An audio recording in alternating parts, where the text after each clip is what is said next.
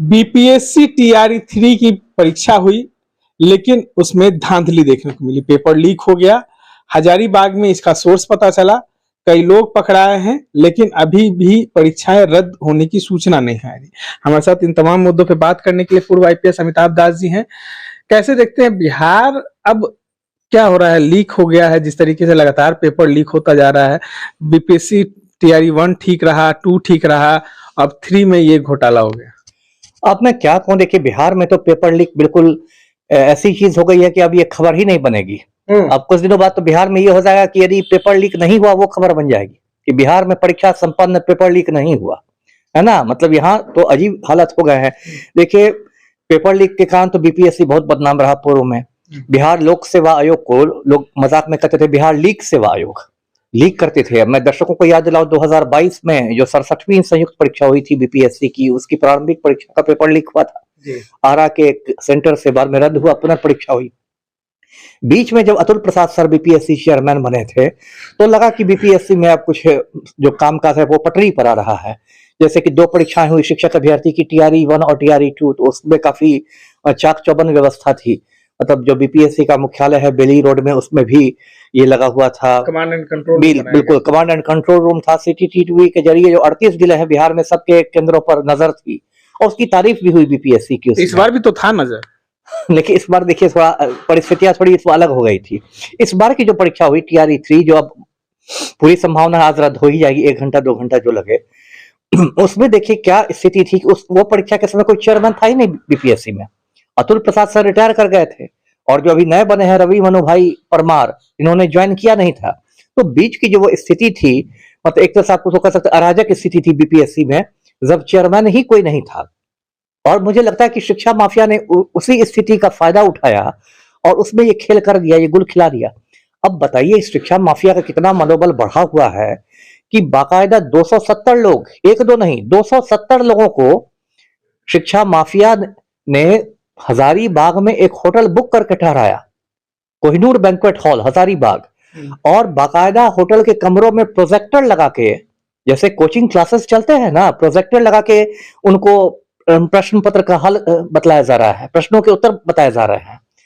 और ये बात आ रही है, अब तो ईओयू ने भी बात मान ली है, आर्थिक अपराध इकाई ने, कि उन लोगों से 10-10 लाख रुपए लिए गए थे। अब खुद सोचिए कितना करोड़ का घोटाला है, 270 लोगों से 10-10 लाख रुपए हर से, तो ये तो करोड़ों करोड़ में घोटाला चला गया। इतना हड़बड़ी क्यों था? सरकार को इतनी हड़बड़ी क्यों थी? और बच्चे के साथ कहीं ना कहीं खिलवाड़ हुआ है। अब आचार्य संहिता कल से लागू हो गया, अब जो भी एग्जाम होगा चुनाव के बाद ही होगा। सरकार को तो हड़बड़ी थी कि पलटू राम को गाल बजाने का मौका मिलता। अब जब चुनाव आते तो पलटू राम घूमेंगे ना, प्रचार करेंगे ना, तो बोलेंगे ना कि हमने इतने को नियुक्त कर दिया, ये कर दिया। अभी चल रहा है ना प्रचार, रोजगार मतलब नीतीश कुमार जी, है ना, प्रचार चल रहा है ना, तो पलटू राम को गाल बजाने का मौका मिलता है कि देखिए हमने टीआरई 1 करवा दिया, टीआरई 2 करवा दिया, टीआरई 3 भी करवा दिया, जबकि कायदे से ओरिजिनली ये परीक्षा अगस्त में होने वाली थी, उसको आपने पहले करके मार्च में लिया और मार्च में ऐसा किया कि मतलब समझिए पूरा परीक्षा का बंटाधार कर दिया आपने। तो अब इसमें क्या होगा? आपने सही कहा, तो आचार संहिता लागू हो गई है, चुनाव का ऐलान हो गया है। अब तो 2-4 महीना तक तो ऐसे ही जो पूरा सिस्टम है वो चुनावी मोड में आ गया। अब इसकी परीक्षा से किसको मतलब है? ये परीक्षा होगी जुलाई में, होगी अगस्त में, होगी जब होगी, और इसकी भी क्या गारंटी कि उस समय जब परीक्षा होगी तब पेपर लीक नहीं होगा?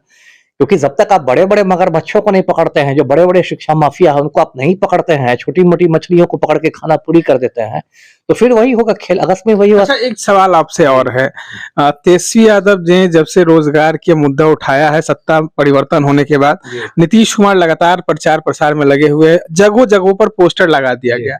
पहले नीतीश कुमार का उतना पोस्टर नहीं लगता था, जहां नहीं लगाना पोस्टर वहां भी लग रहा है। क्या नीतीश कुमार तेजस्वी यादव से डर गए? एक आकलन आपसे पूछ रहे हैं। नहीं, डर तो गए ही हैं और डरना चाहिए भी। अभी हाँ बिल्कुल, देखिए अभी तो 3 मार्च को जो गांधी मैदान में रैली हुई, जन विश्वास महारैली, जिसमें तेजस्वी यादव आए और राहुल गांधी आए, मल्लिकार्जुन खड़गे आए, सब लोग, वो रैली को तो मैं बहुत ज्यादा सफल मानता हूँ। और उसके पहले जो तेजस्वी ने बिहार में की थी जन विश्वास यात्रा जो की थी, उसमें भी बहुत ज्यादा भीड़ आई। तो देखिए, और आप कोई भी आलोचना करें, लेकिन एक बात तो तेजस्वी यादव ने अच्छी बात की ना, कि रोजगार को उन्होंने राजनीति के केंद्र में ला दिया। इसके पहले जो बिहार की राजनीति होती थी, हिंदू मुस्लिम की राजनीति, तो इसकी राजनीति लव कुश समीकरण, तमाई समीकरण, तो ये समीकरण, कम से कम तेजस्वी ने एक तो अच्छा काम किया कि भाषण दे के ही सही, लेकिन रोजगार को उन्होंने विमर्श के केंद्र में ला दिया।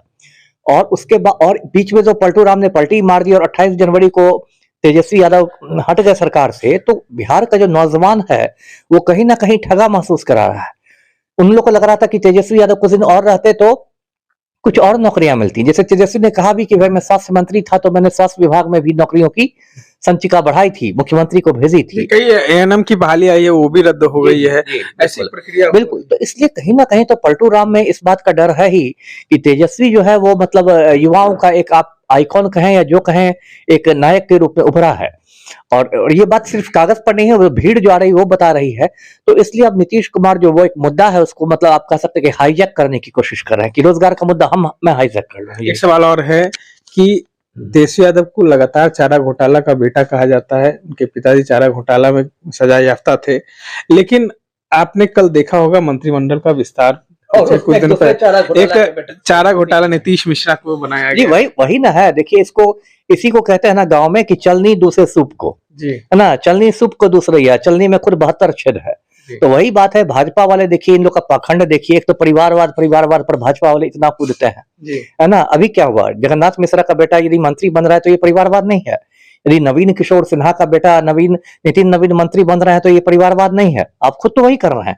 और आप चारा घोटाला पर इतना तेजस्वी को घेरते थे, आज पूरा बिहार जानता है कि डॉक्टर जगन्नाथ मिश्र को भी चारा घोटाला में 4 साल की सजा मिली थी। वो तो बाद में उनको बीमारी हो गई तो उनको जमानत पर छोड़ा गया, और उसी जगन्नाथ मिश्र के बेटे नीतीश मिश्रा को अपने भाजपा कोटे से मंत्री बनाया गया है। इसमें क्या हो गया?